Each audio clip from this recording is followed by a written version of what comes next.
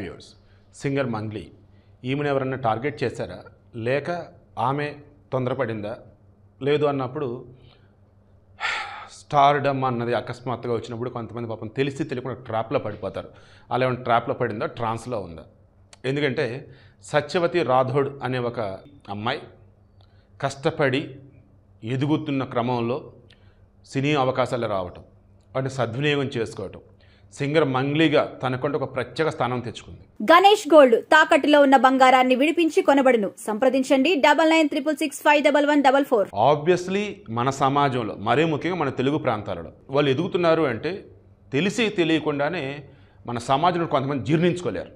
దాంతో వాళ్ళ మీద లేనిపోయిన దోషులుగా దిగటాలు, వారిని ఏదో ఒక విధంగా ఇరికిద్దామని చెప్పేసి ట్రై చేస్తూ ఉంటారు. అలా మంగ్లీకి సంబంధించి తాను పాడిన పాటల విషయంలో సాహిత్యానికి సంబంధించి కొంతమంది అబ్జెక్షన్ చెప్పారు. ఇంకొన్ని సందర్భాలలో తన మాటలకు సంబంధించి అలా అబ్జెక్షన్ చెప్పిన వాళ్ళు ఉన్నారు. ఇలా ఛాన్స్ దొరికినప్పుడల్లా సింగర్ మంగ్లీకి సంబంధించి ఏదో కాంట్రవర్సీ చేస్తూనే ఉన్నారు. బట్ ఆమె మాత్రం తన వేలో తను వెళ్తుంది. ఏదన్నా క్షమాపణ చెప్పాల్సిన క్షమాపణ చెప్తుంది. ఇప్పుడు కూడా మన హైదరాబాద్ అవుట్స్కట్స్ చేవెళ్ళ, అక్కడ వచ్చి సీర్లపల్లి అనే గ్రామం, ఆ గ్రామం అవుట్స్కట్స్లో త్రిపుర అని చెప్పేసి ఒక రిసార్ట్ ఉంది. ఐ థింక్ దాని యొక్క మేనేజర్ ఆర్ హెడ్ వచ్చేసి శివరామకృష్ణ సమ్యారు. ఒక వాళ్ళ టాపిక్ పక్కన పెడదాం. నిన్న ఈమెకు సంబంధించేసి birthday, so birthday party. Then నాకు తెలిసి ఆమె ఏజ్ ఇప్పుడు అరౌండ్ 31 ఆర్ 32, 1994లో పుట్టినారు. ఆంధ్రప్రదేశ్లోని గుత్తి, అనంతపురం జిల్లా గుత్తి ఉంది కదా, అక్కడ. ఇప్పుడేంటి birthday party, obviously family friends, cinema ఫీల్డ్లో ఉన్నటువంటి వాళ్ళు ఇలా వచ్చున్నారు. ఆ రిసార్ట్లో డీజే పెట్టుకున్నారు. ఓకే, లోపల దాదాపు 51 మంది ఉన్నారు. ఈలోపు సడన్గా పోలీసులు వచ్చారు. పోలీసులు వచ్చేసి ఎక్కడోళ్ళని అక్కడ ఏటి వెళ్ళొద్దు అని అంటున్నాడు. అండ్ వీడియో షూట్ చేస్తున్నారు. అప్పుడు మంగ్లీ వచ్చేసి వీడియో ఆపుతా లేదా అంటుంది. మీరు నా డ్యూటీకి అడ్డు రావద్దు, తప్పుకోండి మీరని చెప్పేసి అంటే అప్పుడు తప్పుకుంది. అంటే ఓ రకంగా పోలీసుని బెదిరించేంత పని చేసింది.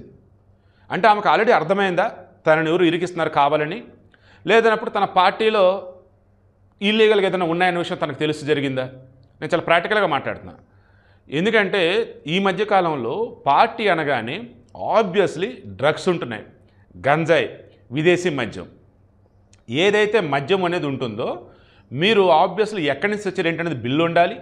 అండ్ ఒక రిసార్ట్లో అన్నప్పుడు దానికంటే కొన్ని రెస్ట్రిక్షన్స్ ఉంటాయి. అవన్నీ ఖచ్చితంగా వైలేషన్ అయితే మాత్రం ఇబ్బంది.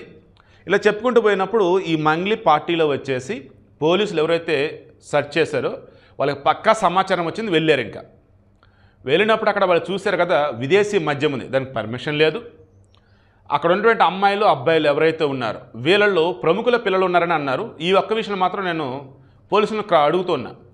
మంగ్లీ అని చెప్పేసి మీరు పదే చెప్పారు, వీడియోలు ఇచ్చిన్నారు, పోలీసులకు సంబంధించేసి కంప్లైంట్ రైజ్ చేశారు. అండ్ బయట మీడియా కూడా ఇస్తుంది. ఈ ప్రముఖుల పిల్లలంటే ఎవరు? పలానా సుబ్బారావు పిల్లలు చెప్పండి, పలానా సుబ్బారావు కొడుకు ఎల్లయ్య చెప్పండి. ఇలా ఆ ప్రముఖుల పేర్లు చెప్పి వాళ్ళ పిల్లల పేర్లు కూడా చెప్తే వాళ్ళకి బుద్ధి వచ్చింది కదా, రెండోసారి జాగ్రత్త పడతారు కదా. ఇదే సమస్య అండి. ఇప్పుడు అక్కడ ఉన్నటువంటి వాళ్ళల్లో వాళ్ళ పేరు కూడా హైలైట్ చేస్తే ఇబ్బంది ఏం రాదనుకుంటే చేస్తారు, అలాగే వాళ్ళ పేరు కూడా హైలైట్ చేయరు. ఇక తప్పదనుకుంటే ఒకళ్ళ పేరు హైలైట్ చేస్తారు, మిగతా వాళ్ళు సైలెంట్గా ఉంటారు.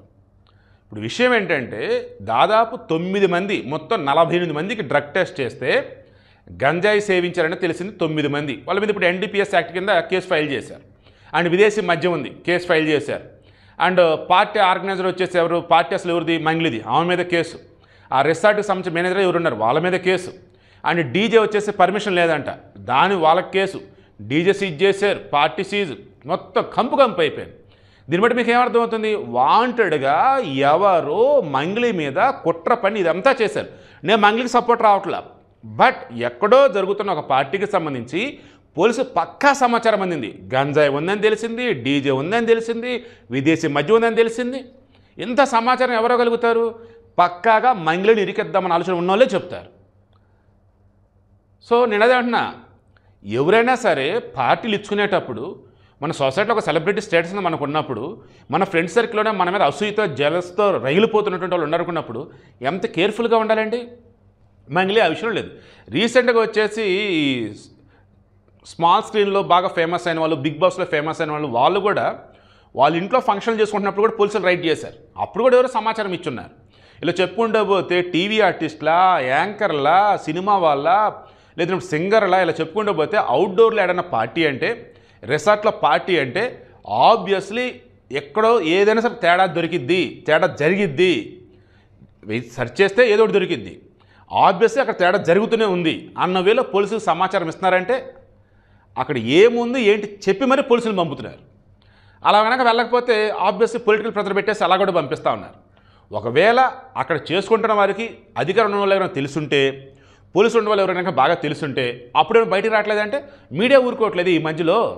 సో అంతిమంగా నేను చెప్పేది ఏంటంటే, దయచేసి ఇకనైనా ఎక్కడైనా పార్టీ అంటే అన్ని పర్మిషన్స్ ఉన్నాయా లేవా, ఆ రిసార్ట్లో ఏముండాలి ఏముండొద్దు ఏంటి మళ్ళీ కనుక్కొని అలా మీరు పార్టీ పెట్టుకోండి. ఇప్పుడు వాళ్ళ ఫ్యామిలీ మెంబర్స్ వచ్చి పాపం వాళ్ళు డిస్టర్బ్ అయ్యి, ఈ మంగిలి అభిమానులు ఎవరంటే వాళ్ళు డిస్టర్బ్ అయ్యి, బర్త్డే రోజు ఆ మంగిలి ఆ రకంగా ఇబ్బంది పడి, ఆ పార్టీకి వెళ్ళినటువంటి వాళ్ళలో తెలుసో తెలియకో గంజాయి తీసుకున్న వాళ్ళు ఉంటారు, తెలిసి తీసుకున్న వాళ్ళు ఉంటారు. అండ్ హ్యాపీగా ఎంజాయ్ చేద్దామని ఆడకి వెళ్ళి ఆ పార్టీలో వీళ్ళు కూడా ఉన్నారంటే పేర్లు వచ్చినప్పుడు వాళ్ళు కూడా తల తీసేసినట్టు అయిపోయింది కదా. ఎందుకు వాళ్ళు గంజాయి తాగలేదు, బట్ గంజాయి తాగుతున్నారు, బట్ వాళ్ళు అక్కడే ఉన్నారు, వాళ్ళు ఆపమని చెప్పలేదు. మరి ఇవన్నీ కూడా వస్తాయి ఇక్కడ. సో మొత్తంగా మంగ్లీ ఎంతో కష్టపడి ఈరోజు ఈ పొజిషన్లో ఉంది. బట్ చేతులు జరిగిన తప్ప, తెలియకుండా జరిగిన తప్ప విచారణలో తేలుతుంది. కానీ పోలీసులు పక్కా సమాచారంతో వెళ్ళి అక్కడ ఉన్నటువంటి సీజ్ చేయడం కావచ్చు, కేసు నమోదు చేయడం కావచ్చు చేశారు.